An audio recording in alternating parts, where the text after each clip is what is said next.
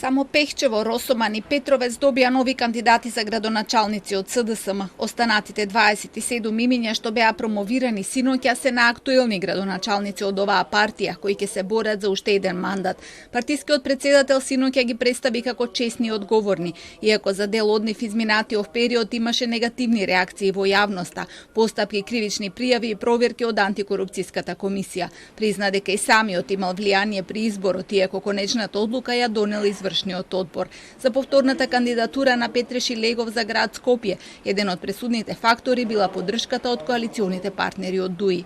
Важно е поддршката на сите етникуми во мултиетничко Скопје, како ја има, и таа е буквално препознаена, и кај македонскиот, и кај албанскиот, и кај бошначкиот, и кај турскиот, и кај српскиот, и кај влашкиот, и кај ромскиот народ во нашата мултиетничка земја, и тоа ни е значајно, што значи вложил собствено внимание, собствено време, собствено ресурси кои што стојат на располагање рамноправно за сите граѓани. Опозицијата излезе со бројни забелешки за старо новите кандидати. Градоначалникот на Кисела Вода Филип Темелковски го обвинуваат за насилна бетонизација, Ацо Велковски од Лозово за мобинг и дискриминација, Сашко Николов од Штип за дозволување на блиски роднини да прават што сакаат во градот. На Константин Георгиевски од Охрид му забележуваат дека не може да се справи со урбаната мафија, а на Зоран Симбаков од Босилово дека легализирал погон за производство на марихуана на луѓе блиски до Заеви, но најспорен кандидат за нив сепак е Петре Шилегов.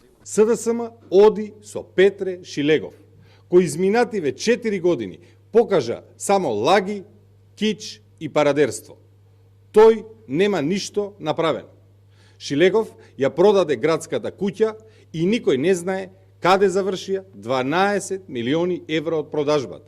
Потенцијален противкандидат на Шилегов од опозицијската ВМРО ДПМН е поранешниот градоначалник во 2 мандати Коце Трајановски, иако се во игра и други имиња. Од партијата вела дека се во завршна фаза анкетите и анализите и најавуваат наскоро да бидат објавени дел од кандидатите, за кои вела дека ќе бидат сосема нови имиња. Како и кај СДСМ и кај опозицијата има по повеќе кандидати за големите општини како Битола и Куманово, и тие ќе се знаат последни.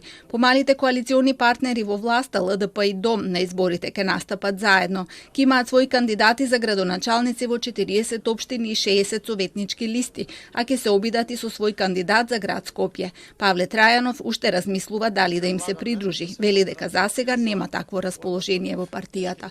Од албанските партии лидерот на ДУИ Али Ахмети навести дека Теута Арифи ќе биде повторно номинирана за уште еден мандат во Тетово, но и Рамис Мерко за Струга. За Гостивар најверојатно повторно ќе се кандидира Невзат Бејта, за Чаир има повеќе кандидати. Од Алијанса и Алтернатива утре ќе почнат да ги откриваат кандидатите. Арвен Таравари изјави дека доколку биде кандидиран ќе прифати, но лично нема таква желба.